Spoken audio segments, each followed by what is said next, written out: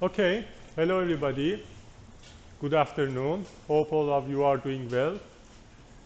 So today we are going to talk about the most important part of class, the algorithms that are very useful. And if so far you didn't learn anything, today's course can be very important. If you learn it, you still can catch it up. You still can solve many problems. So today's course is very important. Because of that, pay attention. We will have first quick glance of what we will study about the general topics. Then we go toward the details of the three algorithms: Q-learning, SARSA, expected SARSA. Then we will see implementations. We will see the simulation environment, how we can implement and develop the code, and we will go further in details.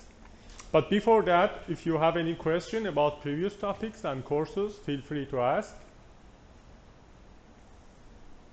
Any question? Okay, good.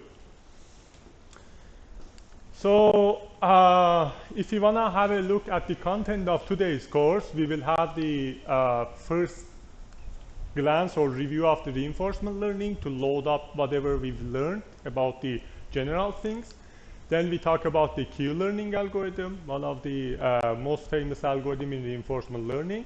Also, further on, the advanced algorithms are coming mostly based on the Q-learning algorithm. And if you get today's concept well, you will see that everything is easier to understand. Then we will solve a simple example of the Q-learning together with numerical implementation and example over here, like to see how we can calculate it. Then I will introduce SARSA. Then we talked about the E-SARSA. Then I will introduce the OpenAI Gym toolkit, a toolkit that you can use it to develop your codes. We will see, and I will talk about what is it. And also I will mention if we have more advanced simulation environments for such applications or not. Then we will see a paper that is implemented, that is used to implement Q-learning algorithm, and you will see that whatever we studied can be also based on what are you doing, can come to inform of solving your problem in order to write paper, of course, but nowadays we have more advanced techniques that we will also discuss about that, and finally we will conclude. So first of all, let's have a look quickly at the reinforcement learning. We said that it is interactive method that differs from supervised learning techniques. So in supervised learning techniques, that comes from machine learning algorithms. We basically have train phase. In train phase, it means that we have creating model of the environment and train our algorithm. Then after train phase, we have test phase. That in test phase, we have like bunch of data. We apply whatever our model has been trained. We apply some data to test it if it's predicted well, or for example, if we have classification algorithm, if it's classified well. We have lots of algorithms over there, like random forest, support vector machine, Bayesian decision tree, artificial neural network, etc. All of these can be in this class. But what we've talked about, we talked about reinforcement learning that basically comes from interacting in the environment instead of mostly machine learning techniques. In practice, you may say, okay, at the beginning, our agent is also learning. Yeah, of course, at the beginning, you are learning, your agent is learning, but that's different from machine learning techniques that comes from train and test phases. So for reinforcement learning, we never say that those are classification or clustering techniques. Those are interactive ones. So let's have a look what we've learned so far. We've talked about the policy that defines the agent behavior in the environment. Then it clearly specifies the actions that agent needs to do in different states. We've talked about the reward function many times that specifies the target reward. And provoke agents to doing actions that are leading to the target that we have. Is kind of good signal to we give to the agent. There's a point that we haven't mentioned clearly, that if you have bad reward function, if you cannot declare reward function pretty well for your problem, most likely you cannot solve it. Your reinforcement learning cannot find optimum solution for that. So it is very crucial to propose very nice reward function to your agent. Then we talked about the value function. I'm sure all of you clearly know what is it. It is evaluation of the how good each state is. We saw how we can write some equations to evaluate it. Then basically we have a concept here that you must have understand so far, that we say it has long-term look. It means that instead of specifying, like if the reward was enough for us, we would say at each stage just take the reward and follow it. But since it's not enough, we want to have long-term look. It means that if you are playing chess, your reinforcement learning agent may sacrifice some pawns, you may do bad actions that finally get very good rewards. For example, if you have path planning, so if I want to go to that corner, going to right is bad, right? Because I'm getting far from where I'm going. But maybe this is the only way to go to reach there. So that's the long-term look, that reward, that value function enabled us to consider it implicitly. Then we talked about the model of the environment. In model of the environment, we said that we are clarifying when agent is performing in the environment, what is the next situation or next state that we are supposed to see, or your agent supposed to see. So also we talked about the model-based, model-free environments, and we discussed if you have transition probability or if you don't have it, we have different classes of the algorithms. I just want to mention that today we are going to talk about the model-free algorithms that I will explain in detail. So basically we have the actions that each one of them are based on the probability of the happening or not happening, and based on that also we have stochastic states in the environment, so that is not certain anything. What is the goal in the model of the environment? Maximizing long-term rewards. That indirectly we are referring also to the value, because the calculation of the value comes from the calculation of the reward that we've seen so far. One of the beauties of reinforcement learning is that you can consider punishment and reward.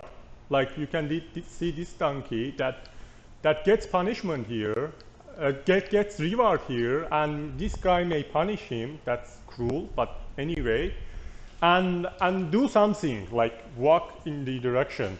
This donkey may travel between two cities without knowing what donkey is doing, right? Maybe go from city A to city B, just following this reward and getting punishment, get the final result. Based on this idea, we want to do the same. We just want to clarify what is the reward, what is the punishment. Our agent, how complex it is, finally does the task for us. If you have industrial arm is going to do very complex tasks, right? With reinforcement learning, we can achieve it. But if really you ask the arm, if you can ask, what are you doing? There is no idea. And the same concept is happening in reinforcement learning. So we talked about the action and rewards, that they are, of course, different from supervised learning. And I'm supposed to show one simple example here. So for example, if you have a robot over there that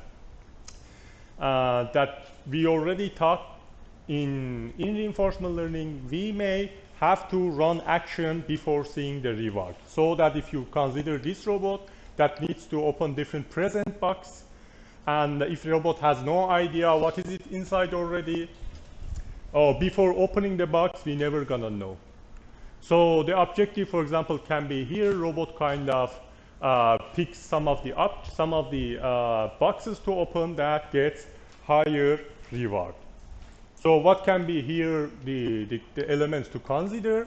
For example, you can define reward or the detection of the state of the environment based on the color of the boxes, for example. Or if we are human, we are smart, usually try to touch and weight it. And basically how heavy it is, we desire to choose it. But maybe there is money inside that is lightweight, and we don't detect it. So reinforcement learning works in unknown territories, and agent needs to investigate the situation and find out what to do over there. For example, in this instance that you can see as complementary note of about reinforcement learning, what is the model of the environment? So based on defining, if you want to define the model of environment, so if I ask you to solve this problem, you may say, okay, this robot needs to walk, grab the box, open it, then find out what is it inside. But actually, based on the objective that we have, the walking and opening, that is not important for us, right? We just care about what is the present inside.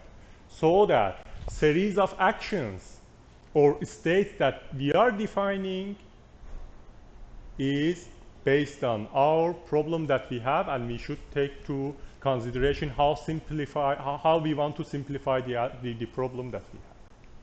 Here we just can say, okay, if we open box A, B, C, D, that's it. We don't want to solve walking and opening the box problem. But you may have a problem of that you want to, your reinforcement learning solve that too. Is it possible? Yes, it is. You want to solve whole series of the combination, walking and opening and finding the high reward also. So you can do it. But here, since walking and opening is not affecting the final result inside, that's not important. How we can change this scenario to make it important? Let's say I'm a person here. Sometimes I know which one is much more valuable, and if this robot takes a long time to come and open it and take it, I remove one of them. I take it. I take one of the boxes that has like highest reward inside. So then this agent also needs to learn to act fastly and go take that one that I'm gonna remove after some time. So then our problem is more complex, and my reinforcement learning agent needs to learn more combination or more in detail of the problem. So this is although simple, but I've seen most of the students have a problem in understanding how to deal with this. When they see example, when usually you see example on the internet or example that already solved, you are easy to solve that problem and develop it. But when you are facing with new problem, you have to think about this and develop your own ideas over there. For example, if you have robot arm, how precise each movement of robot should be. Each based on the degree or based on the what is the resolution of the movement of one angle of the joint, for example.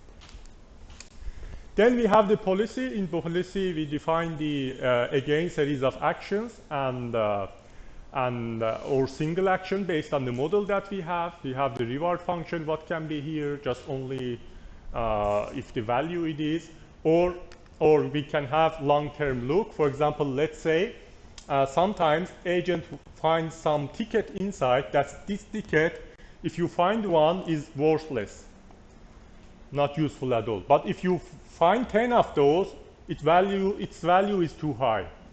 So although maybe agent finds some valuable objects inside the other boxes, but collecting 10 of these is like 100 times maybe more, much efficient, much better.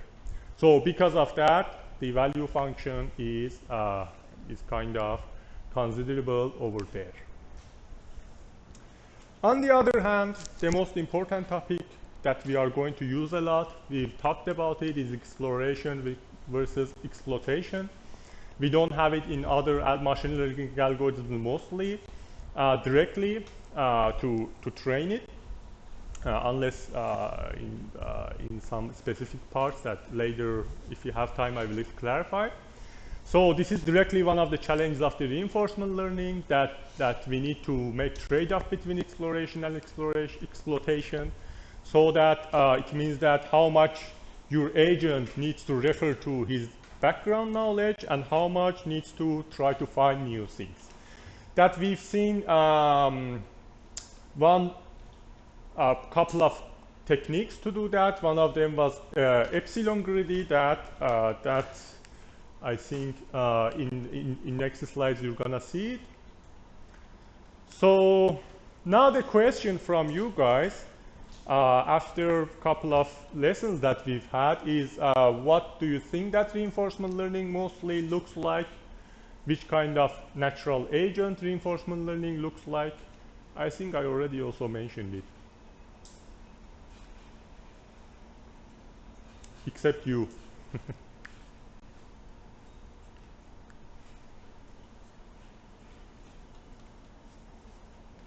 So someone answers, please. The question is, reinforcement learning is mostly similar to which natural agent?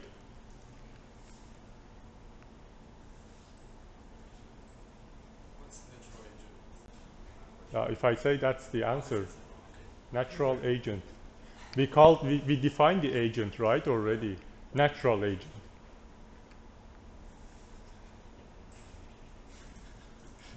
That's very clear. I'm wondering how come there is no answer.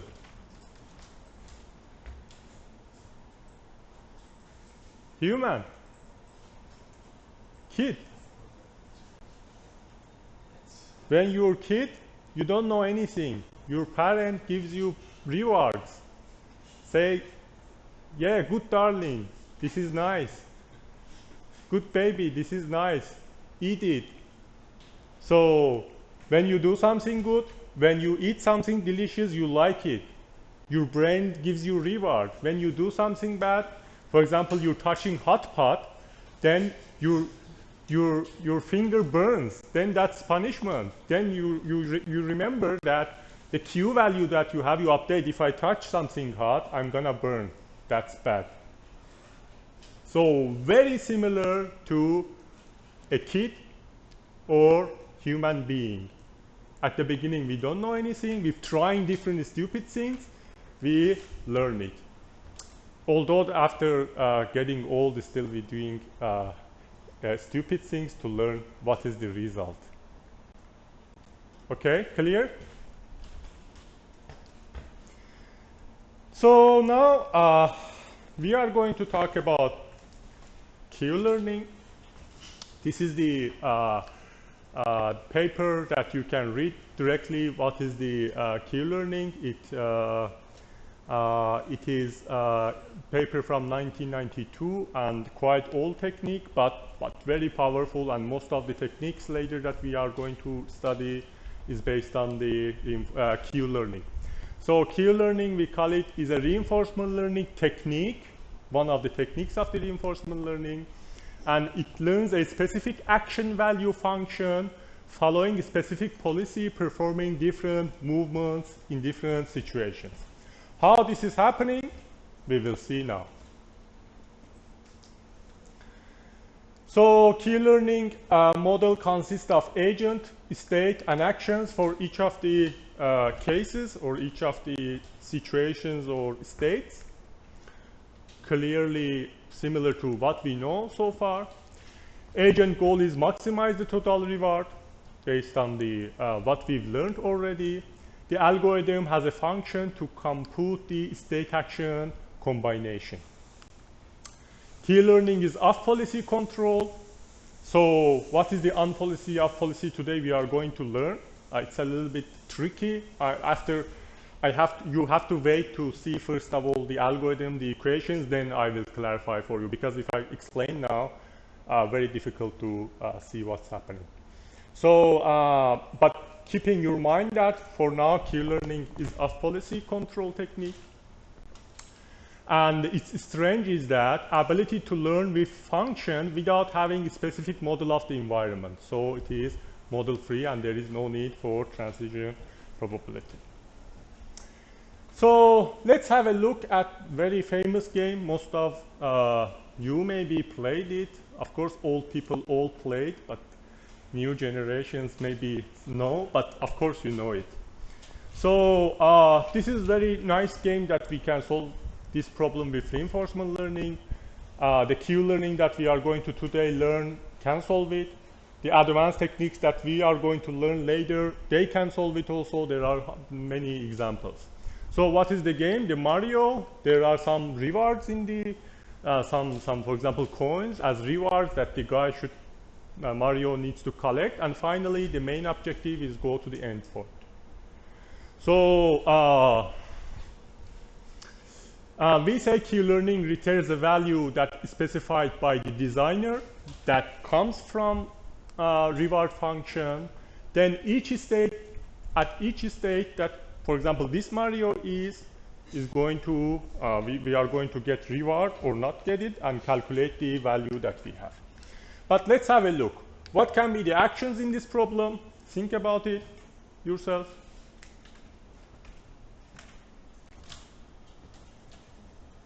So what are the actions? Say. Yeah, jump is one. That's okay. What else? Move to right. Move to left. Right. Suicide? No, we don't have suicide. That's punishment. What else? Don't do anything, no operation. You just don't press any button. It stays over there. What else? Can fire. Mario can eat some mushrooms and fire, for example. Combination of the actions. Yeah? A sit. I'm not sure Mario. Yeah, maybe new versions can sit. This guy cannot, as I remember. Maybe sit, jump and left, jump and right, the combination of the movement, because jump can be just jump, jump left, jump right. So these are the actions that you can have. Whatever you can define, you clearly create it as actions. So it means that per each state that Mario can be, we can do one of these. Our reinforcement learning agent needs to figure out, okay, if I'm here, what to do? If I'm here, what to do? If I'm moving in the environment, what to do? If it is here, of course, going to the right makes no sense, but there should be jump and right action. And our agent, as reinforcement learning, is going to learn this. Today's course can solve this problem. Because of that, I'm telling you that it is important to understand today's course. So, what about the state here?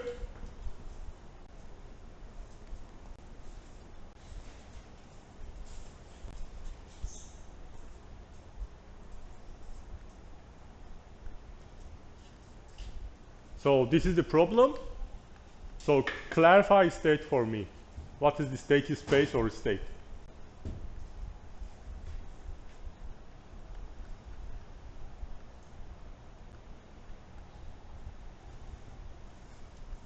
It's very easy, of course.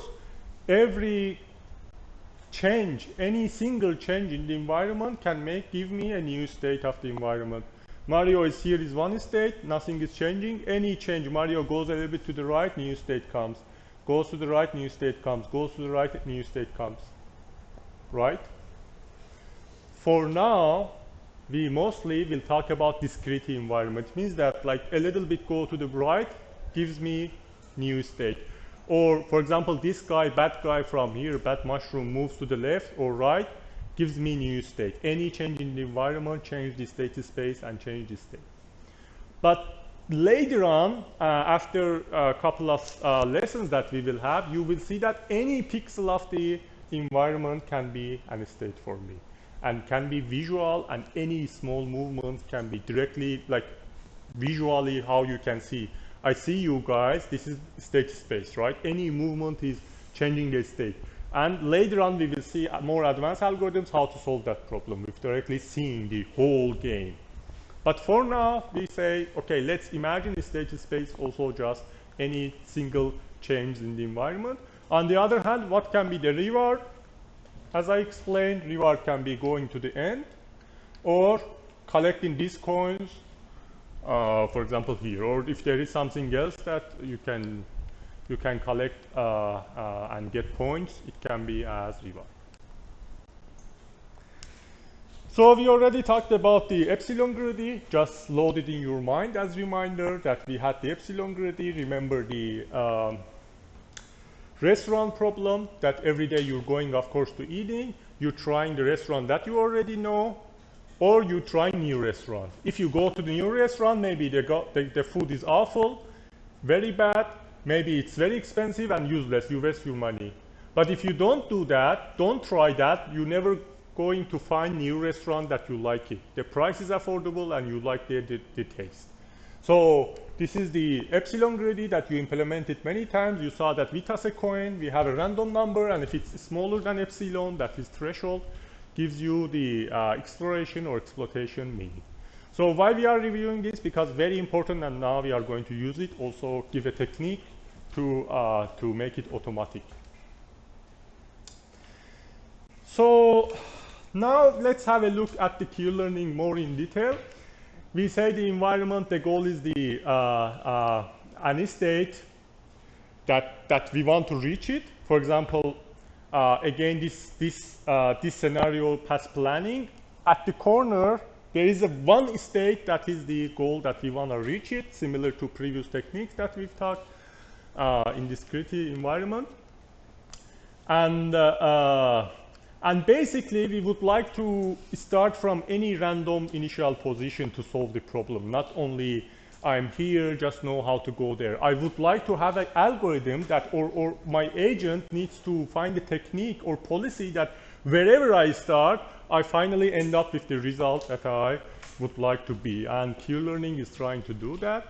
Also remember the episode. What was the episode? Doing whole this one try can be called episode, and we can have hundreds or dozens of different tries that can be called as episode. So the basic look is looking like this, that we have the environment, we have Q value table for now.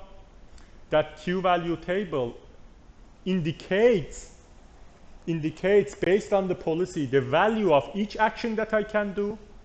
We have action selection, that this action selection based on the Q value table indicates which action agent needs to choose.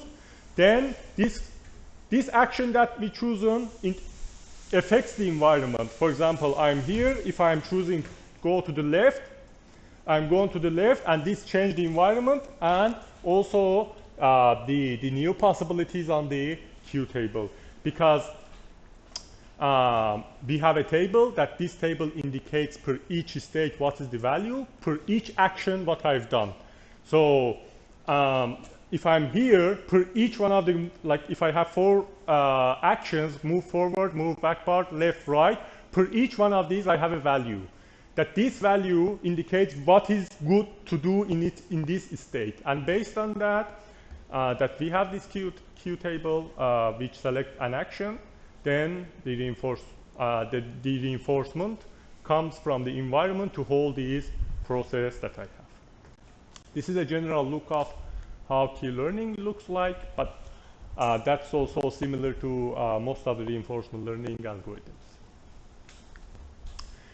Here, to keep the data, what we do, we use tables. Because of that, also, Q-learning is known as tabular technique. So if you study the book, it is named with tabular techniques. So simply, we have tables to store Q values that we will see in example to clarify it well. And accordingly, we have a reward. So reward can be in form of table, or reward can be in form of a function that indicates per each state what is the reward that I'm getting. For example, let's see, we have an example. We have different states, A, B, C, D up to F, and based on the possible actions from A, for example, to E, I'm getting reward of, for example, -1. From B to F, I'm getting reward of 50. So I have a table that indicates this to me. But don't mix it up again with the previous techniques. We consider here that agent only can have it after running, after really performing it. So you can consider a robot that in real environment moves. Before moving, it doesn't know what is the sensor reading. So must run it to indicate it. But for now, we say, okay, we have a table that indicates the reward for us. So similarly, we will have a table that we initialize with value 2 in next slide. But here also we can say you have a problem that even really you don't know that as designer. You really need to run it to calculate it, to put it inside. Then you can put random value inside or fill it as zeros. Then whenever interacting, you can fill the table. That can be possible to just get what was the reward if I do this? What was the reward if I do that? Okay, so we discussed those. We say in the observation of the reward, we indicate reward of the state and action for going to the new state. So this is clear. We've already talked about it a lot. Basically, Q-learning algorithms is consist of a loop that updates the table. What table? The Q value table that we will see. Therefore, it is correcting the knowledge of the environment, the knowledge that gets from environment based on the interacting in the environment. So, before showing this, so the knowledge based on the new information that comes, it means that that knowledge should be somehow used to update my Q table. What is the Q table? Q table says if I'm here, if I go to the left, what happens? If I go to the right, what happens? If I go forward, go forward, go backward. So for each one of these, I want to have a table that in this table I have some values that indicate how good that is. So I need to have a way to update those values, right? So in the table, I need to update that value. Updating that value comes from Bellman equation and this equation over here that I'm going to now break it down. Maybe it looks big, scary. It's very simple. It is not. So let's come from left side. You guys that are over there, just look at the left side, the Q of the ST and AT. So I'm going to calculate the Q of the state T and action T. So wherever I am wherever I am as an agent, in one of the states, I want to calculate one of the actions value and update it on the table. In the example, we will see how this is happening, but for now, just consider we have a table, we want to update the value.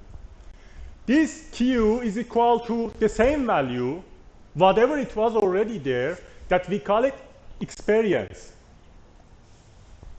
Is like you can imagine in your mind, you have some experience, something new happening, you are going to update that knowledge. So this is the experience that we have, the same value or old value added by this term over here in the right side. So we have a couple of elements. Let me break it down. First of all, we have alpha as learning rate. That indicates how important is new value, new information that I am seeing for me.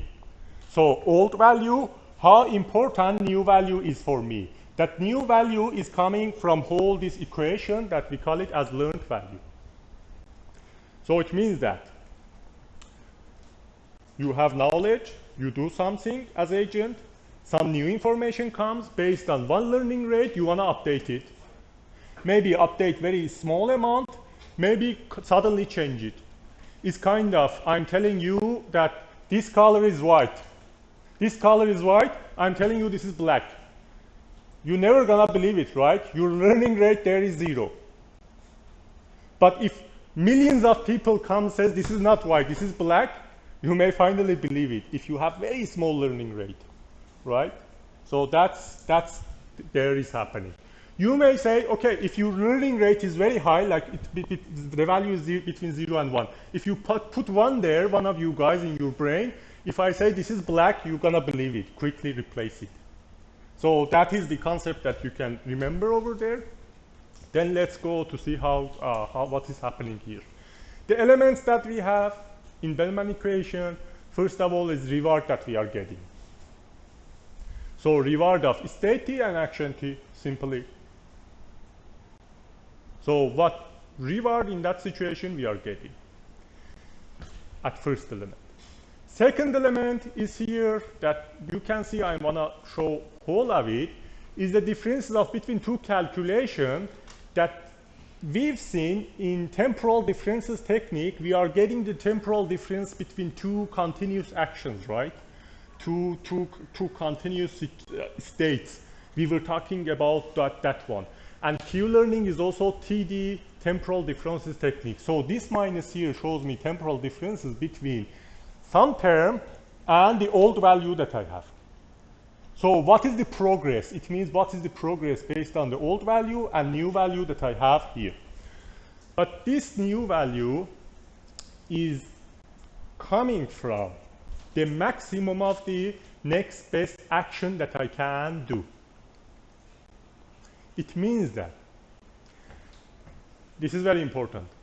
Actually, the core part of the idea. I'm here in this state. So what happens, what is happening, not what is happening, what is the best next action that I can do from this state? Maximum of the next states, not current state, next state's action. That indicates a Q value for me.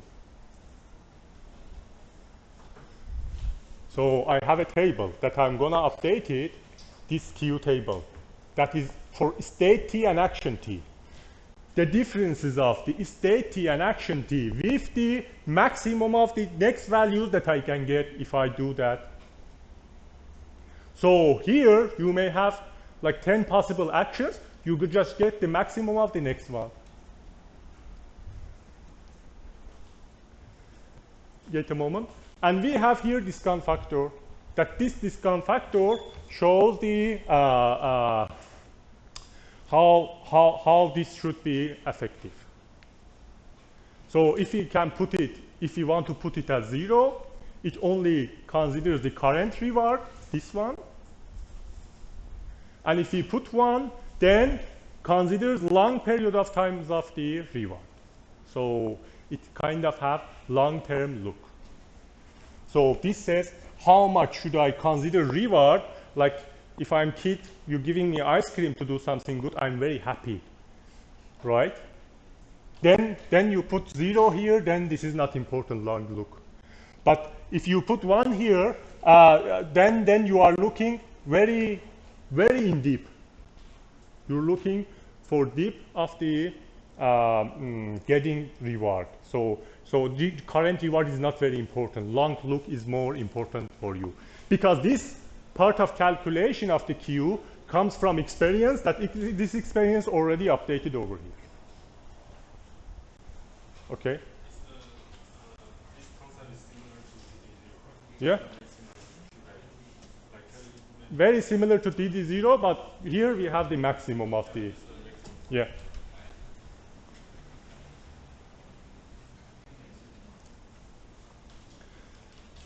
So, any question?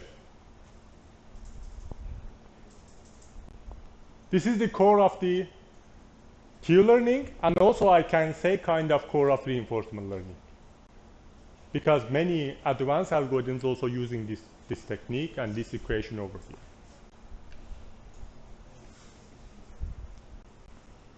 Any part that you didn't understand, let me know.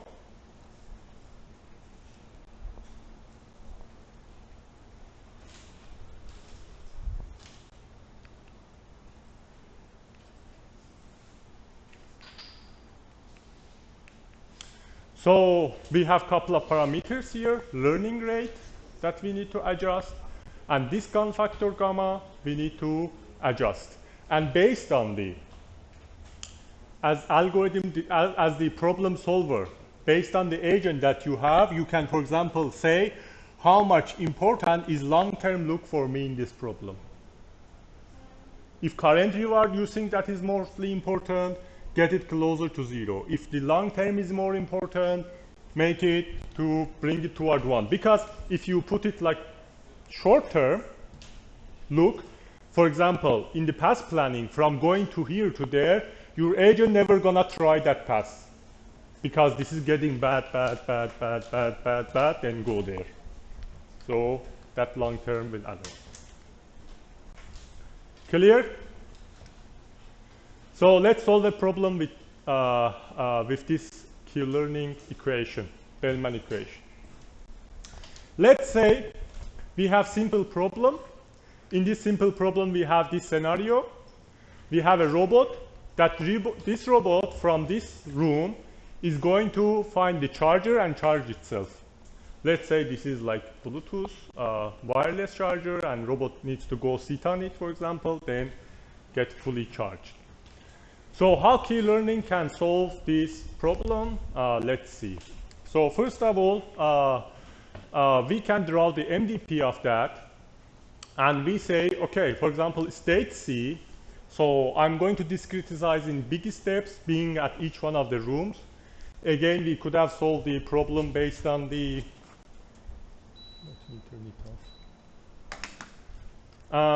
we could have solved the problem based on the small step sizes, but here we say being at each state can be my Markov decision processes.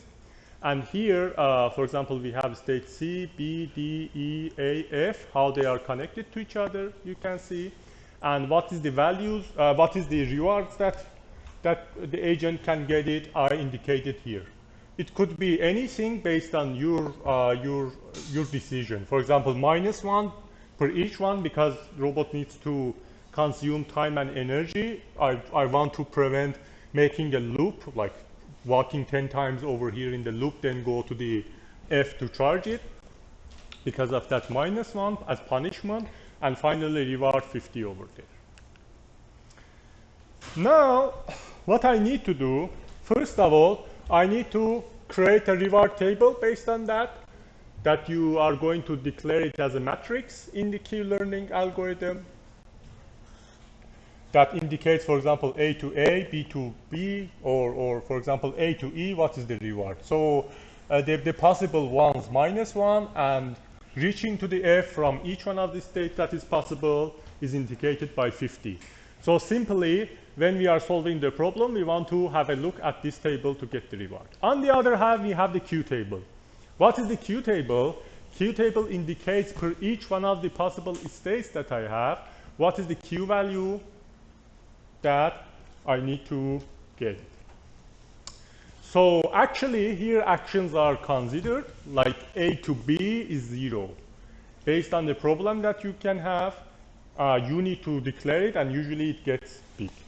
So for example, from A, what we can do, from A, we can go for A, go to B, go to C, go to D, go to E, go to F.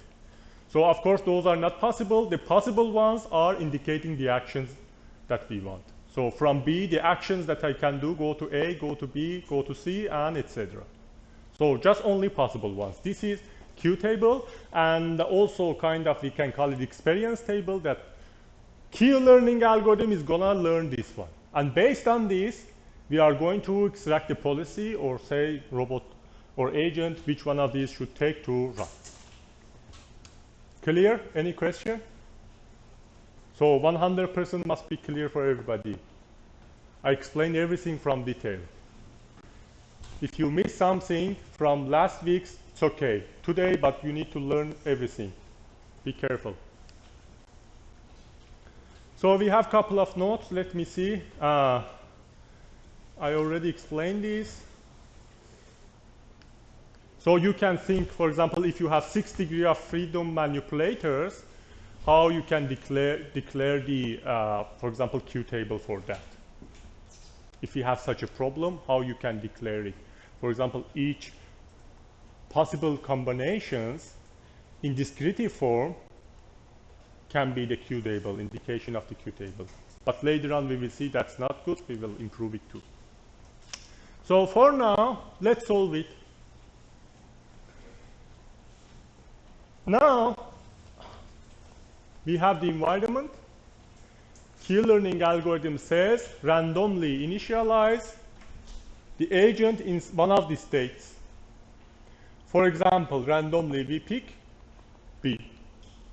Totally randomly, we drop the robot somewhere in one of the states in the B. Then what we do, we select an action. So this action selection comes from epsilon greedy algorithm. Sometimes random, sometimes based on the Q table. How can come from Q table? From B, maximum, next action. What is the value that there is the maximizing next action if we use epsilon greedy? Here all of them are initially 0, doesn't matter, again random. Okay? So random initial state I drop, then selected action. Now what I'm going to do? I'm going to do updating the Q table based on the Bellman equation from B to F. So I've rewritten the same equation over here. It's the same equation. Q of the STAT equal to Q of the STAT added by this same term over there. Now what I need to do, I need to just replace the state action and replace the values that I have. What is happening in the left side? I've written Q of the B to F. I'm going to calculate and update in the table B to F because agent is going to go from B to F. So Q of the B to F is equal to whatever old lever there, Q of the B to F, added by learning rate. So who defines it? Me. So I put 0.9. You can change it, but for now let's say it is 0.9 times this term over here. First of all, reward of B to F. Reward of B to F. What is the reward of B to F? Comes from that table over there. Reward of B to F is 50 from there. And you can see here on the MDP that also is 50. Added by 0.8 gamma discount factor. How much future is important for me? It is very important for me. 0.8 is almost high. Times maximum of what? This is important. Maximum of the all possible actions of the next state. So max of the Q of the F to B. So we are in the B. Max of the, if I'm at the F, what can I do? So F to B, I can go from F to B. I can go from F to E. I can go from F to F itself, because we usually, when it's terminal, we allow F to F also to show that it is terminal. Then these three, I want to get the maximum value of these three Q based on the Qs of those. So Q values of those. Then that's it. I replace the values. That is equal to Q of the B to F. First one here is 0, because it's over there 0 on the Q table. The learning rate 0.9, same. 50 comes from here. 0.8 I declared as discount factor gamma. Times maximum of the three zeros. Why? Because everything is 0 here. Maximum of the F to B, F to E, and F to F are 0. And this will be, of course, be 0. Subtracted by B to F. Subtracted by previous Q value that I have. Also, it is 0. for now. Then what will be the result? The result will be 45 if you calculate it, this simple calculations. What I need to do, I need to replace it over there on the Q table. Robot experiences is updated based on the Bellman equation or agent. Clear? For everybody? Okay. Now what I need to do, I need to redo this again. Let's say this time, random initial state is over here. Randomly we choose any state and drop the robot over there. And we continue this up to terminal state that we called it as episode. Why we finished here? Why we didn't continue? Because we ended up at the terminal state and we terminated. But in next example, we are now in D, you will see that of course we need to continue a little bit more. So the agent is here, and selected action is toward B. Based on the epsilon greedy, I'm not saying how that's happening. Epsilon greedy, if you run it, goes to action indicates go to B. I write the Bellman equation again, and I'm going to calculate this time D to B. D to B. Q of the D to B is equal to, again, Q of the D to B added by learning rate, same learning rate. The reward that I'm getting D to B added by discount factor and maximum of the what can happen from B. I can go B to F, I can go B to D again, and B to C. These three possible actions. We wanna get the maximum and subtract it from the initial D to B, Q of the D to B that we are updating. We replace the values. Initially, D to B is 0, added by learning rate, added by reward. Reward is -1, comes from here. You can see this is -1. Gamma times maximum of these three elements. But here, this time, we have 45 too, because Q of the B to F is 45 already indicated over there. So getting its maximum and calculation, this will give us the result of 31.5 this time. You can simply calculate what's happening. Then what we need to do, we need to replace it over here on the table. So D to B is 31.5.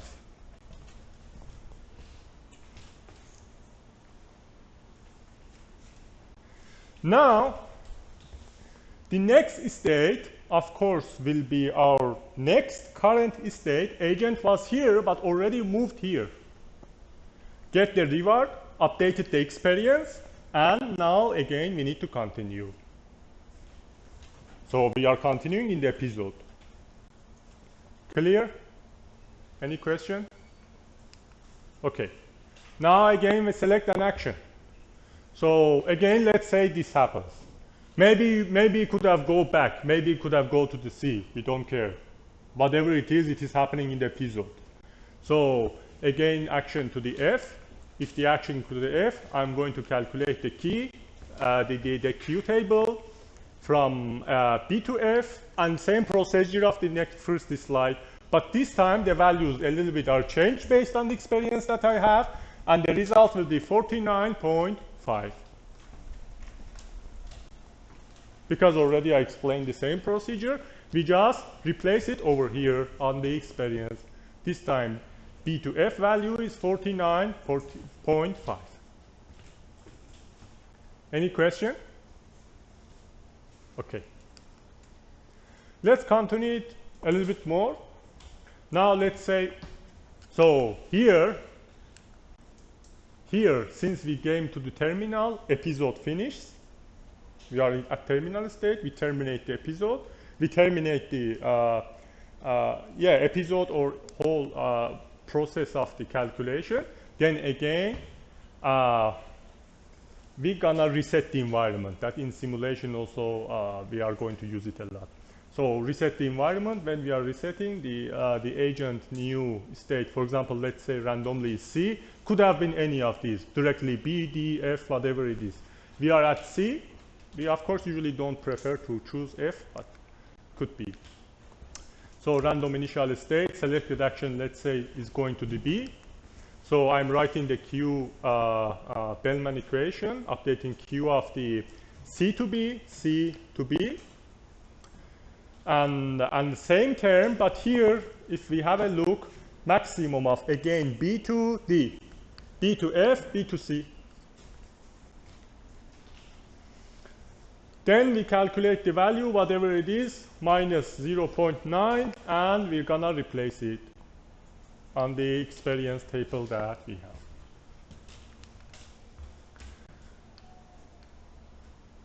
Agent moves to state B, and the same process that we already seen 2 slides ago. The same calculations, Q table, calculations, and update. The value also, you see that came similar, 49.95 over there. So was it the same? No, it's a little bit changed. Okay. And again, we terminated. So this is whole process that is happening in Q-learning that we can continue it to see what's happening as update values of the tables and Q table, that after that you're supposed to see, based on the updates of the Q table, wherever you drop the robot, it is going to choose. If you just only calculate the max of next action, wherever you are, max of the next action, you're supposed to optimally or close to suboptimal or suboptimally reach to the F, to the terminal state. Any question? So I haven't continued this. You will do it as assignment. But today I also will go to show some implementation.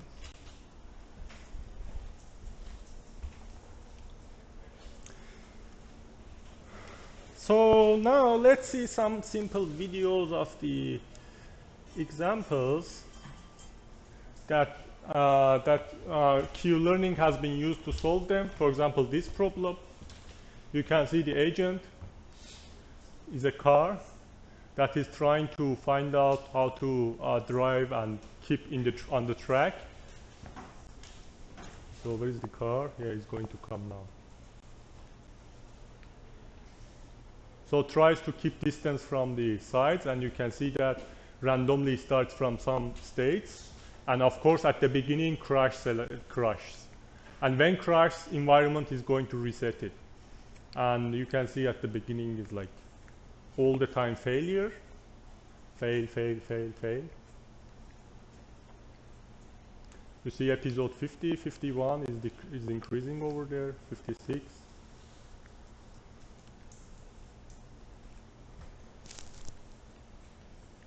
Just fails. And this episode, big number, you can see that agent is able to go on the path pretty nice. What we've done, the implementation is just followed the procedure that I explained to you.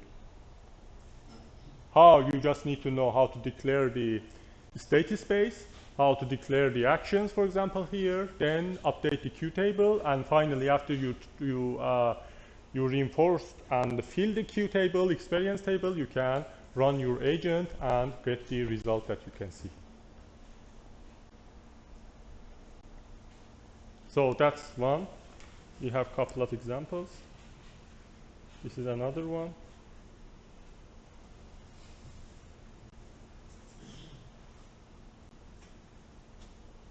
So here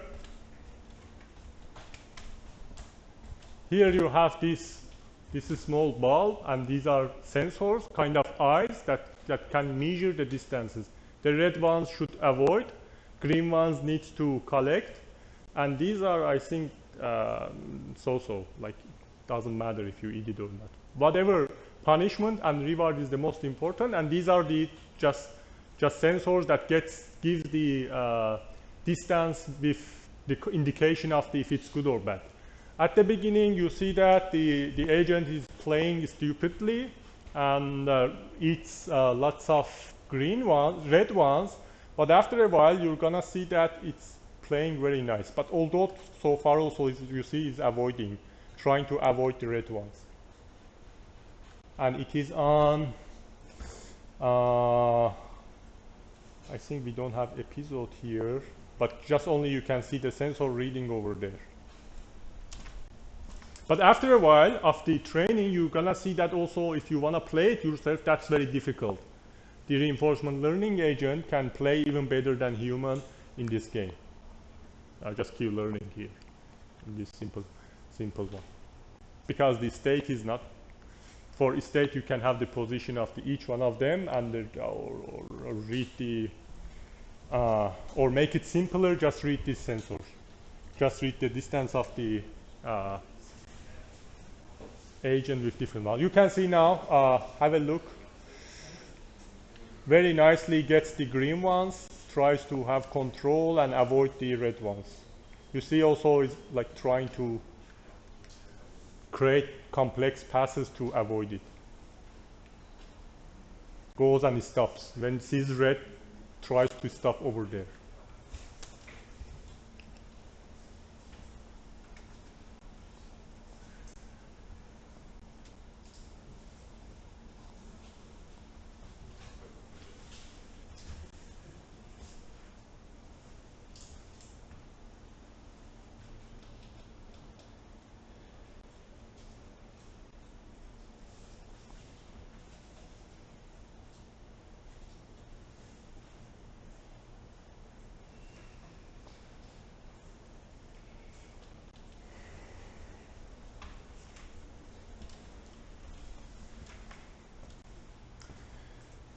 So for now, we know how Q-learning works. We have a couple of algorithms that the basic structure and most of the understanding that we have is quite same. Just the update rule of Q-table is different. The equation that we indicated for Bellman equation, if we we can change it to something that maybe is better, to update the experience, we can reach with new algorithm. That one of them is SARSA. So quickly I can explain what is happening. Let's have a look. I directly indicate the differences. So it's similar to Q-learning algorithms. Its name is state action reward, state action, called as SARSA. They are both policy control methods that try to control the policy and try to find the optimal Q value. So the difference is that SARSA is on policy, Q-learning was off policy. I couldn't explain it to you yet. Next slides I'm gonna indicate it. But both of them are temporal differences control methods. To indicate this very well, I need to show you first equations. So here, instead of choosing next action in greedy way, getting the max that we had in the equation there, we are going to, the SARSA directly goes to calculate the experience based on the new observation that comes from environment. Let's see how it is happening. In Q-learning, we had this equation, right? What is happening in SARSA? We update the equation to this form. We just remove the max from there, this one, and instead we say discounted Q of t, state t added by 1, and action t added by 1.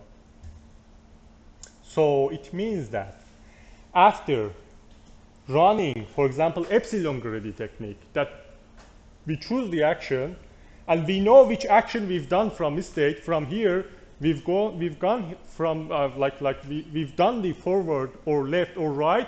Based on that, we get only the value of that action, and use the same similar term to update the experience. Whole differences is this simply. Everything else is same. Any question? Clear? There we were getting the max. Here, after running, for example, epsilon greedy, we know which action per each state that we have, we've done.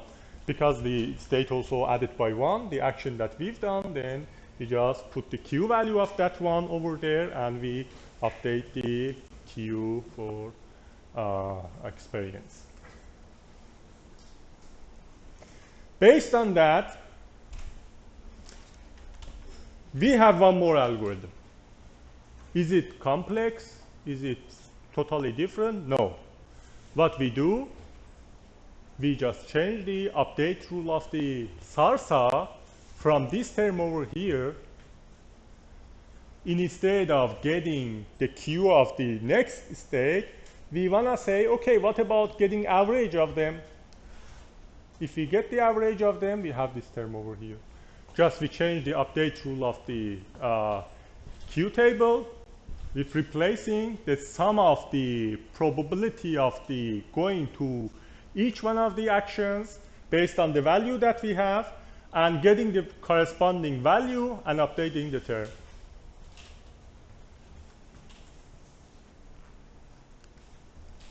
So Q learning, SARSA, just this part, and expected SARSA, just changing this part over here. It is very simple. Don't think it is complex. Very simple. Just getting the max, just getting the next best, next action that we perform, and here instead we say getting the average of the next ones instead of getting one. So it says that like the idea is if I'm moving here, instead of updating based on one action, to get based on average of updates, that motivation is kind of moving more smoothly and kind of consider all possible actions.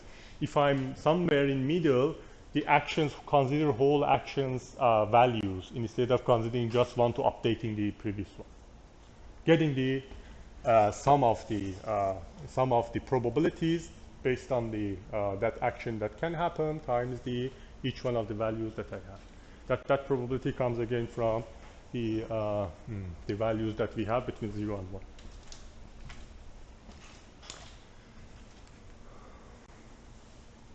So we say updating Q value has lower variance and seems better than SARSA. Seems better, but actually it is not, that I'm going to show you. So before that, first of all, have a look at the right side over there. In the right side, you can see that we have the result of running 3 algorithms, Q learning, SARSA, expected SARSA, and you can see the conversions. And here, by looking at this, although the expected SARSA, we would say maybe because it's averaging and it's getting sum of all of them, maybe is better, but actually in this example is not. So here we have SARSA. SARSA is orange ones, and green one is Q learning. And you see that still Q learning performs better.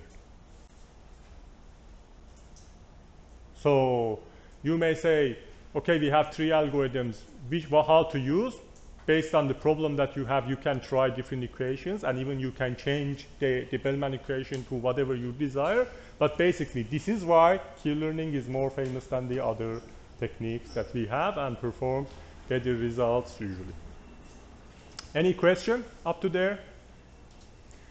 So I'm going to introduce OpenAI Gym and some examples, and together we are going to perform some implementation of Q learning.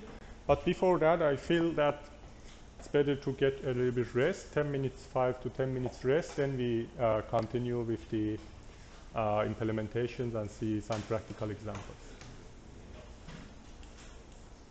If you have any question, feel free to ask. Now, we want to, first of all, what was the challenge for us? With the homeworks that I gave you, you already seen that, okay, when you're going to develop the algorithm that you have, first of all, you have a lot of effort to have the model of the environment and simulate it and indicate what are the elements, what are the states, what are the actions. But that takes lots of time for reinforcement learning tasks. To solve this problem, we have OpenAI Gym. That OpenAI Gym is one of the most famous toolkits that is specifically designed for reinforcement learning tasks. And it already gives you a platform that all the elements that you needed are existing inside. Lots of simulated environments existed. You can use them to try your algorithms, for example, Q-learning, for example, SARSA, for example, E-SARSA, and more advanced ones. You can try on the predefined, pre-developed environments, or you can define your own environment inside over there by taking them, modifying them, or using the platform to develop new environment, both in 2D and 3D. So the most advantage is being easy to use, lots of less code, and everything will be run for you. I will now explain how that's happening.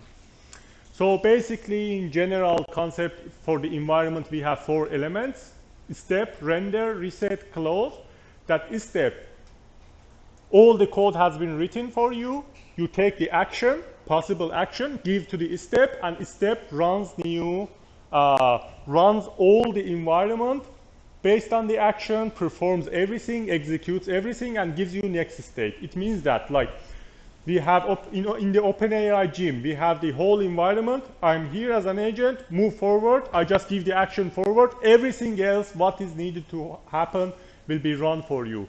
If the environment is complex, for example, we have the gravity, we have some object is falling, whatever is going to happen already will be performed for you, and also give you the output of reward, output of the new state, and all the information that can happen in the environment will be given to you as feedback. You don't need to re-implement everything if you are going to use that. For example, here I taken one of the environment examples, that is taxi driver. And also now I'm going to solve this problem with 3 algorithms: Q-learning, SARSA, and ESARSA, that today we study.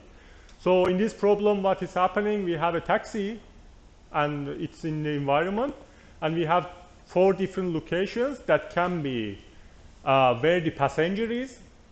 Passenger can be in one of these. Taxi driver can be randomly somewhere. Needs to, reinforcement learning agent needs to learn wherever it is, go, pick this passenger, and wherever needs to drop him or her, drive it there and drop him or her. Almost a little bit complex, more complex than whatever we've seen as previous examples.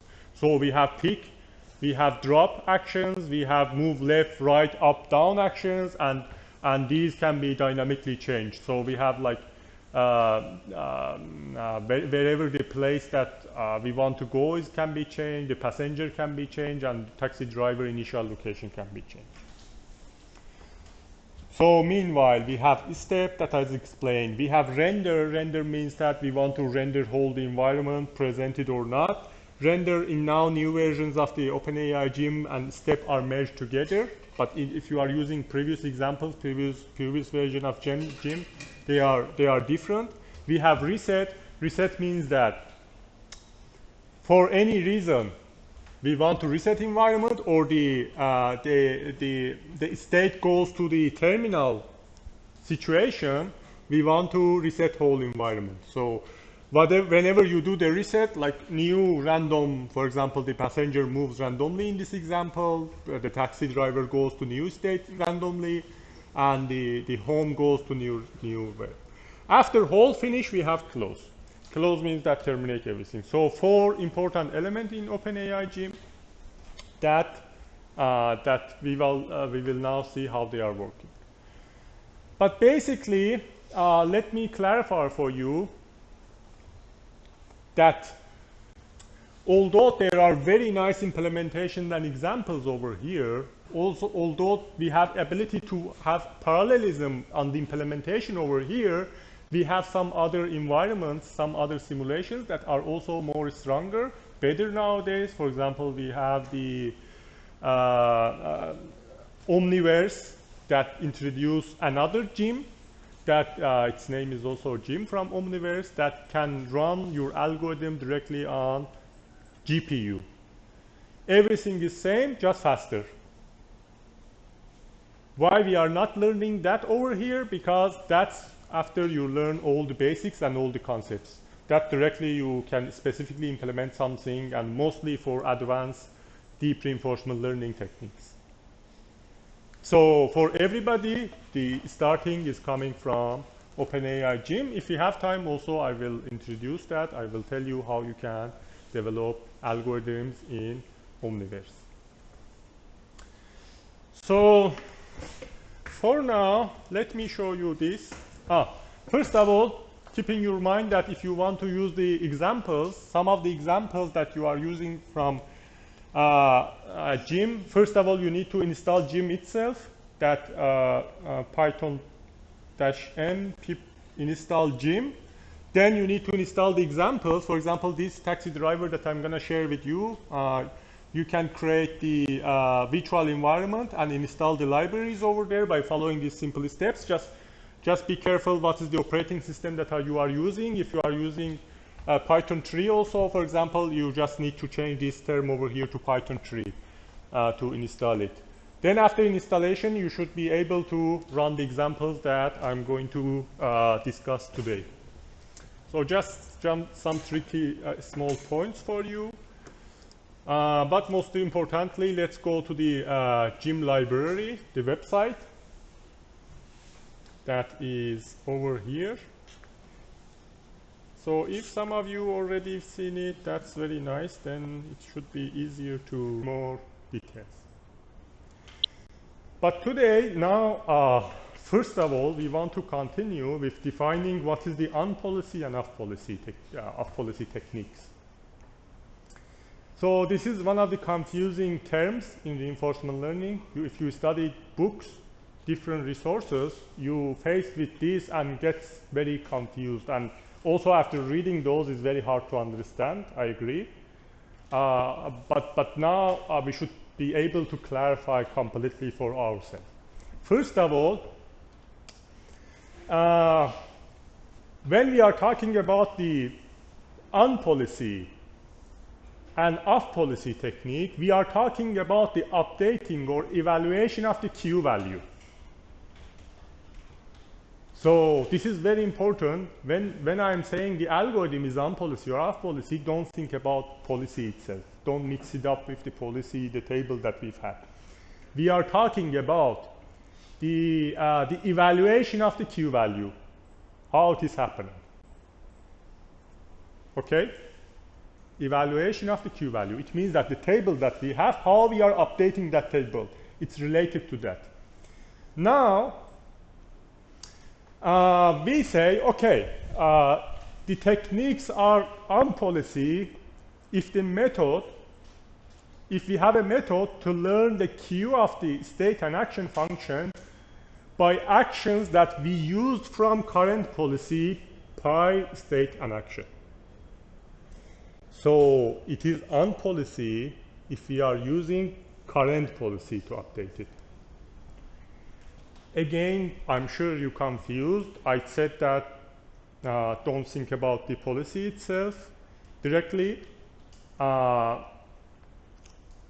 Actually, what we are defining here is directly referring to the update of the Q table that we have. If update is directly comes from the policy that we have there, we say it on policy. Now I will show in next slide precise example to make it more clear. Let's first, before that, clarify what's the off policy. On the other hand, methods to learn the Q of the state action function by different actions than the current policy. So we have policy table.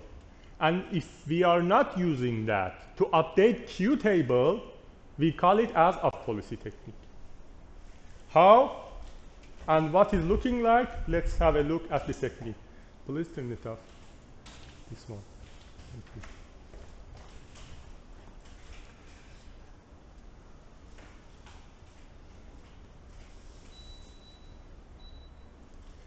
So if we look at the Q-learning here, we call it like, we can call it this part. If you have a look at the maximum of the Q of the ST added by 1 and AT added by 1, it means that Q-learning is using the maximum of next best action, that this next best action maybe is not the policy that we are currently running with the epsilon greedy that we've chosen, for example. We are choosing the we may choose the action based on the epsilon greedy, right? But when we are updating Q table, we are getting the maximum of the next policy. That maybe is not that action that we've chosen, for example, with epsilon greedy. And this is different than that one. And since we are updating the Q table with something else, this is called off-policy technique. So Q-learning is off-policy technique because of this part over here, this part of equation. What about SARSA? In SARSA, we said that the update comes from the next action, the current and the next action that we have. If you look at the equation here, the Q of the ST added by 1 and AT added by 1, it means that whatever we ran, doesn't matter, it comes from epsilon greedy technique or whatever has happened, we've chosen some action. And that action, at specific state, helps us to update the Q table. Since its calculation comes from this term over here, we call it as on-policy technique.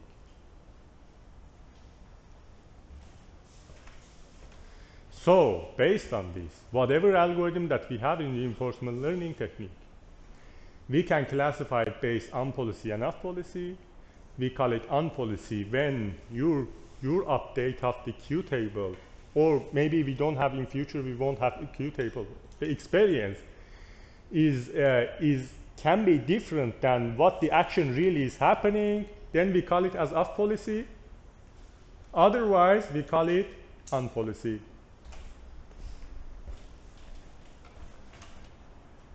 So, just explanation is over there. In next slide also, I think I have a couple of more points. Yeah, here I also explained that on-policy SARSA algorithm is the Bellman equation, that here we had the Q of the ST added by 1 and AT added by 1, where the action is the action that taken according to the policy pi directly. On the other hand, with the Q-learning technique, update policy is different from behavior policy that we have. Maybe it's same, maybe, but maybe it's not same. Because of that, we call this technique off-policy. Is it clear? So that was the reason I was waiting like up to study the algorithms first to make it understandable. Otherwise, if I was explaining that to you at the beginning, it wouldn't be clear.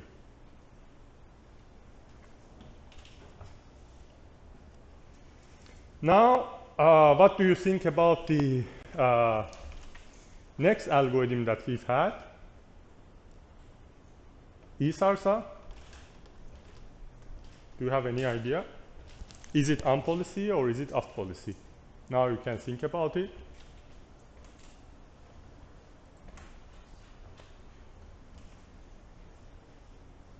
This is the term that we have, equation that we have.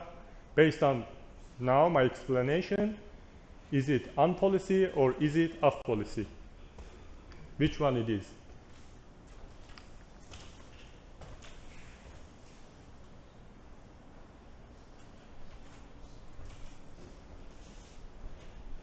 Any idea? Yeah, if you want to look at these slides, you can find the answer, of course. Don't look at these slides.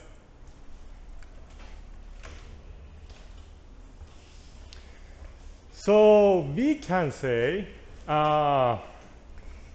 this sigma that is over here, if is for all of the actions, then we have unpolicy expected SARSA. But maybe we decide to not have it for all of the actions. For partially some of the actions, we can calculate the sigma. Like we can do sampling, or we can do some with some small amount of sigma or whatever. This implementation can vary here. And depending on that choose that we can have over there, we can have both the unpolicy and off policy depending on the implementation of this part over there. If always it is this update of Q table is based on the actions that we've done, then that's on policy. Otherwise, it's off policy. Even one scenario that is not happening becomes off policy. Okay.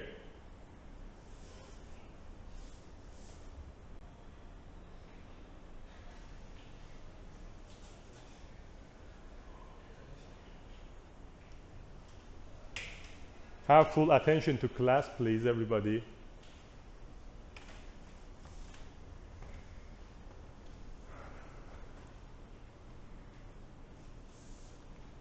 Now, what's the reason?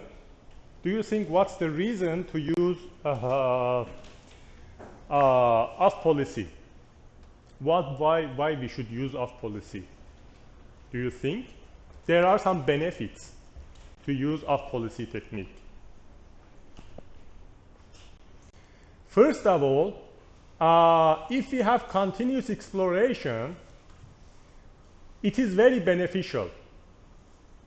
Why? Because the exploration of the as the agent is learning other policy, then it can be used to continue exploration while learning optimal policy. To understand this, I need to show you next slide, but for now just imagine when you have continuous exploration, that is useful. Second, learning from demonstration. So that agent can learn from demonstration, that the demonstration is like the policy that we have. That policy is different from what the experience is learning. It means that like I am a human and I can show the agent industrial arm how to pick the object. My actions can be policy to that agent that I'm demonstrating to that agent. So if we have off policy, it means that I'm able to do that. I can choose other actions than what is really happening. And based on that, our update of Q learning can learn and update my Q table, but the actions are, instead of coming from epsilon greedy, I'm doing that. Like we have industrial arm. We showed you one example that the robot was flipping the pancake, for example. So if I take the robot arm and I do the process myself, then that is the policy that I'm running. I'm human, I'm intelligent, I'm running that. But that policy that I'm running, so that can be because different from the Q table update. So I can boost the speed of the learning by demonstrating what is happening, what is the true answer. Okay, clear? Instead of then your agent exploring all possibilities, we can say, okay, this is the possibilities, this is one of the answers. Try explore this around this policy, this series of actions. Is it clear? We kind of can help reinforcement learning to find the answer faster. It's like for a kid, for a kid, you're showing how to walk. Kid doesn't kick the floor, doesn't do flip in order to walk there. Knows that, okay, to move, walking is like this step, you demonstrating. And the same thing can happen in reinforcement learning, and there are many papers, many different approaches to also to do this. But of course, now we have GPUs, strong powers, and we also can explore all possibilities, and that's also nice. On the other hand, we have parallel learning benefits that boost up the convergence of the reinforcement learning. Why parallel learning can be possible here? Because when we have off policy technique, we can do this. Next slide. Here, so that we can split whole process to do separate steps. One is called target policy, second is called behavior policy. I can split the target policy and behavior policy, so that target policy is for trying to learn the agent that is learning value function for this policy as target, and behavior is kind of a policy that we are using for that to choosing the behavior.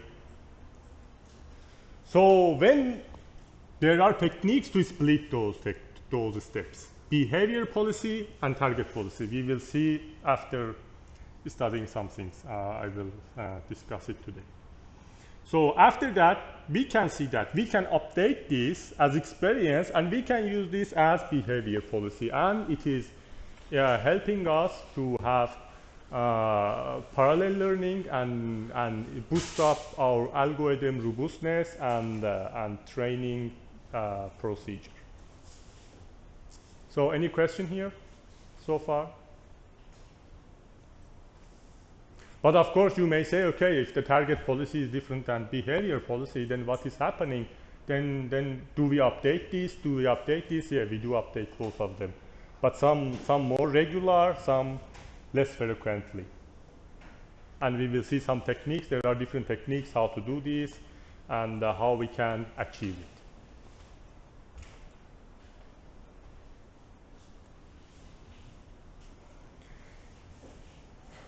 So now we want to see a preview of what we've discussed so far.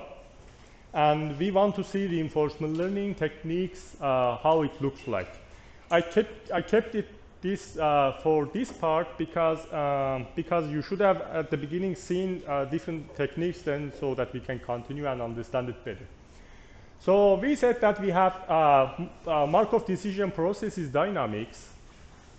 And if we have transition probabilities and reward function, what techniques we have seen? We have seen dynamic programming, that they are iterative approaches. We saw a couple of those. So if you have a problem, for that problem you have transition probabilities, we usually move toward dynamic programming and iterative approaches, that we can find the optimal policy for it also. On the other hand, and also like, the algorithms, value iteration, policy iteration, modified policy iteration, we've seen there. On the other hand, if we don't have transition probability and reward function, what happens? We move to our techniques by that we can learn the dynamics based on the Markov decision processes. This learning by dynamics can be again splitted. How? If we have experience sampling and estimating the transition and reward function, we have then we have the model. And if we have the model, then we can say we have model-based reinforcement learning techniques, or we call them as tabular techniques. Right? So, for example, we've seen the model-based Monte Carlo approach. We've seen the dynamic programming iterative approaches, and there are many more. On the other hand, we have model-free reinforcement learning technique approaches. So model-based, we have the model. If we don't have model, we go toward the model-free techniques. So model-free techniques, again, can be split to different techniques. One is the function approximation. Today we are going to discuss about this next chapter. and also this can be included deep learning, deep Q learning, policy gradient, actor critique, deep deterministic policy gradient, or PPO technique, and etc. We have a couple of advanced algorithms here that also they are common to use, and we of course try to first clarify what is the function approximation, then try to introduce those as much as we can. On the other hand, we have the tabular approaches that we don't have model. Also, this also can be called tabular, but we have model-based, but here these techniques are model-free. So these model-free approaches can be called like model-free Monte Carlo techniques, that we can have the first visit, every visit, Monte Carlo exploring start, Monte Carlo epsilon greedy that we discussed already, right? On the other hand, we can have temporal differences that this week we studied. We can have temporal differences approaches like Q learning, SARSA, E-SARSA. So by looking at this image, the reinforcement learning generally should be clarified in your mind. What most of them you see that so far we studied, like different techniques from this tree, we studied here, and we studied here, tabular. And now what is happening, what is remaining mostly, the function approximation over there. That of course is not the easy one, it is the hardest one. First of all, we need to see how artificial neural network is working. Then you need to see how deep learning is deep learning is working. Then how we can merge deep learning with reinforcement learning. So it has a couple of steps in order to be able to understand what's going on there. So that partially today, but mostly from next week, we will start to see how neural network is, how deep learning is. Then the most basics, of course, those are full semester courses. The important elements that we needed here, the minimum requirements, then in order to be able to enter to these algorithms and techniques. And after studying that, you'll be able to solve almost all of the problems of the reinforcement learning, and also using the very fancy simulations stuff too. Any question here? Is everything clear?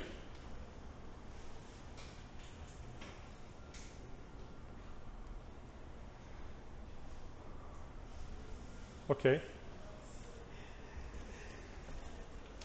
For now, first of all, let's have a look at the one paper practical implementation of the path navigation for indoor robot with Q learning.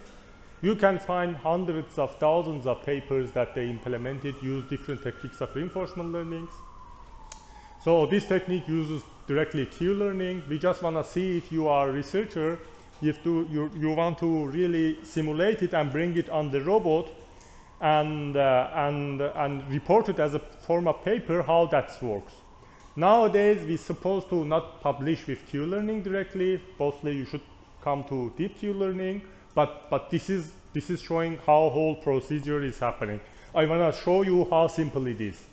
Don't think that when we are talking about publication and paper, you may think, oh, that's very hard, that's very difficult. Still, you can publish conference papers, but let's have a look. Also, this is like very high quality journal paper at the time that it was, and also it is like one good publication. So, what is the target of this research? A robot that can learn shortest path to target in the real world. You can see robot, obstacles, and the target over there. So also I need to note that we will discuss it, and from next week you also need to think about your project that can be something like similar. We discuss it later. So if you want to have a look at the solution, the thing is that a Q learning model based the Q learning on robot motion is presented. The robot strategy of moving is based on the running both cases on online and offline. It means that like simulation and real environment. and the attributes of the robot is like shown that the robot knows its starting point, robot knows the target coordinate, the location, knows where the location of the target is. Whatever the sensor it has doesn't matter, just knows it as input of reinforcement learning. The robot has impedance of the obstacle avoidance sensors. Then the environment can be dynamic and unpredictable because the obstacles can move dynamically in the environment. So these are the assumptions that they consider. The robot motion architecture has been presented in this form, that there is a PC simulation, environment modeling, path planning, and Q value table update. Then it wirelessly transferred to the robot platform, environment modeling, path navigation, and Q learning initialization, and the whole process. You can see that they connect the simulation to real, that nowadays we have sim to real applications, that they are also very challenging advanced techniques that they are called real to sim and sim to real, that later if we have time we discuss it. Have a look at the update of the Q table, exactly like what we've studied already, Bellman equation, the same thing, and how they define the reward function. So you have that problem. You face with defining reward function. This is one example. Let's see how they defined it. Simply they say reward is equal to -2 is the minimum distance of obstacle with collision is like robot is too close to the obstacle, then -2. If it is in border of minimum distance, is like in the border very close, but haven't crossed it, is equal. The distance of minimum is this distance of S. For example, it has the range sensor that scans the environment, then gets the measurement. If it's very close, -2. If it's exactly in the border, -0.2. Otherwise 0. And if it's getting too close to the target point, gets reward of 2.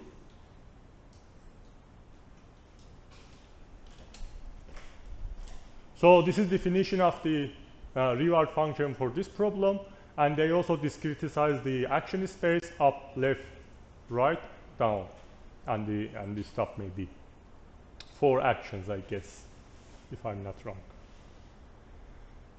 Then have a look at the algorithm. They begin and produce random number and implement the epsilon greedy. That's it. Random number greater than 1 something, do random selection, otherwise choose the maximum of the action that we have, based on what we studied in Q learning, simply. You can see their simulation. They presented a grid presentation. Then some obstacles, robot is there and target is there. Some coordinates to do left, right, up, down. Whole process of the implementation is looking like this. What happened? Okay. So that they have initialization of the environment, initialization of Q learning model, then the for loop for episodes, then for loop for steps of the episodes, selecting the behavior by epsilon greedy, then getting the environment state, getting the reward, updating Q value, then if there is obstacle, get punishment and update the Q value again, then update the new state and check if it's terminal state or not. Then that's it. If this is in the loop for number of episodes and steps, then when it finishes, saves the best path after convergence of the Q value. Is it clear for everybody? Simple process of implementing Q learning on real robot. That clarifies everything, what they've done as researcher.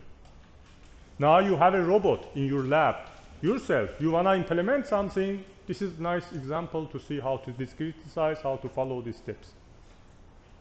Instead of, for example, getting reward by obstacles, you can do it by following line or passing the bigger obstacles or detecting some like window putting image processing technique, detect some things and bring it to the reward function over here in descriptive form, and that's it. After running the algorithm, you can see the result. They reported the pink line or the purple line is like this one, that most likely robot moved toward. The other was like sometimes what's happening based on the epsilon greedy technique. And that shows that almost near to optimal path, and they cross the obstacles easily. And their convergence, you can see that number of steps and number of episodes and the convergence of the algorithm over there. And this is, I think, that one was simulation, and this one is report result of the real environment, that they put dynamically the obstacles on different situation, and robot moves like the path that you can see on the graph that there is.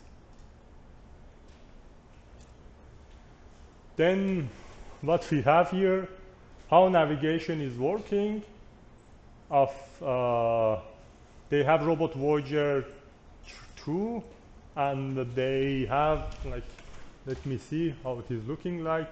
Starting the robot, initializing the environment, getting optimal path, calculating next movement, and determining how to move to next, right, and left. That's it, very simple. The control process of the wheeled robot. Then you can see that how that's happening here in the real environment. They have different screenshots in different timings, and after 90 seconds you can see that robot has moved like from there on this path to here. So on the other hand, we can have implementation of multi-agent robots. You can see this implementation. This is the code that I've written maybe 10 years ago. And here, the agents are multi-agent. It means that they are training independently and they are working together, but as a team. Very interesting thing that I found out, I put this obstacle by mistake. There was a small gap here. And after training, let's look what is happening. So they are trying to find this food over here and eat it. And this is multi-agent implementation of reinforcement learning. You can see that they are trying to cross it, but two of them can be successfully go and eat it. And after some iterations, look what happens. Stunning for me. That look, they are moving to the left, all of them, and they are after a while trying to queue up there to cross that one corridor to come to eat the food. And they don't know what is the food. They don't know. Just I gave some reward over here. Now they are trying to all go toward to that corridor and cross that corridor over there to come down. And this is what you can do. That can be also your project to think about the idea, discuss it with me, and go implement it in different forms that later beautiful things can be happen.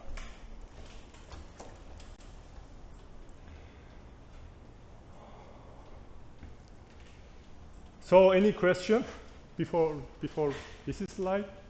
Is everything clear for everybody? Okay. Who can answer this question now? If you are familiar with evolutionary algorithms, what is the differences between reinforcement learning and evolutionary algorithms? Who knows about evolutionary algorithm? You know, what else? I know you have a course, evolutionary algorithms. Who studied it? Nobody? I feel like I'm talking to some other major, like you're coming from some other major. Okay, just one guy, right? No one knows about evolutionary algorithms. That's very interesting, very nice techniques that can solve any problem. The creature evolution idea that during dozens and millions of years that they evolved, they become better. We have family of cat. One is cat, one is lion, one is tiger. Why they are split like that? This is called evolution. Of course, you know that. And that idea can be come to the computer simulation, and you can create instance of your solutions. Like you want to say, okay, I want to have a lion. That lion is like blue eyes, handsome, I don't know, very big, and sounds like cat, but I don't want to be scary. So you define the objective like that, then give millions of years of time and define objective function, then finally you found the answer. This is how evolutionary algorithms work. So of course this is one semester course again minimum. I just explained in one sentence. Like genetic algorithm is one of the important techniques. We have advanced techniques like decomposition based, NSGA 1, 2, 3, and very nice techniques there. Anyway, if we are looking at the differences of the evolutionary algorithms, we can say the environment, first of all, is dynamic without access to the information in advance, while in evolutionary algorithms we have it. Of course, if you don't know, it's hard to understand also this one, but anyway, very important part of computer science, evolutionary algorithms also, very, very important. There are hundreds of thousands of techniques over there, and you can solve any problem with that almost. So, like you have a big factory, you want to do optimum scheduling for that factory. What is the optimum solution for anything? It can schedule. The airline, the flights, the optimum solution for very busy airline. So evolutionary algorithms can solve. Evolutionary algorithms can solve unsolved math problems. So it's very diverse. Like I can say more than 500 different techniques are existing over there. But anyway, the main difference is that they mostly consider to have access to the information. Then you evolve to find the answer. But here, the environment is dynamic basically, and it works based on the interaction. So what is the problem with this kind of learning?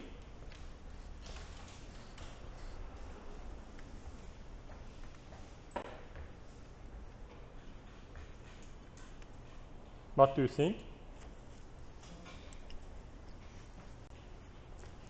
So far, based on what we've learned with algorithms that we've had, we always considered that we have Q table. And we store everything on tables. And that's the problem that we have. Why this is problem?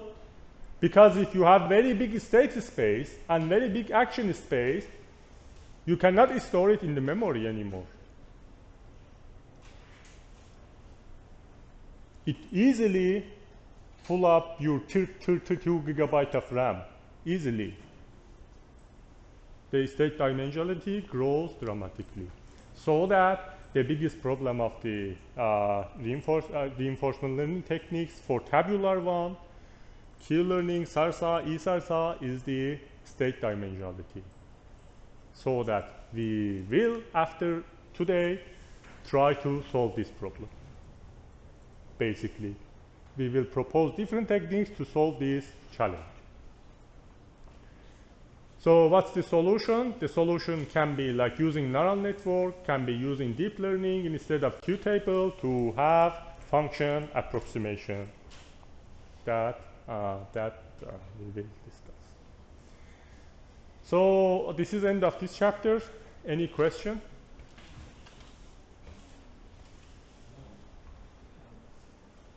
Okay, good.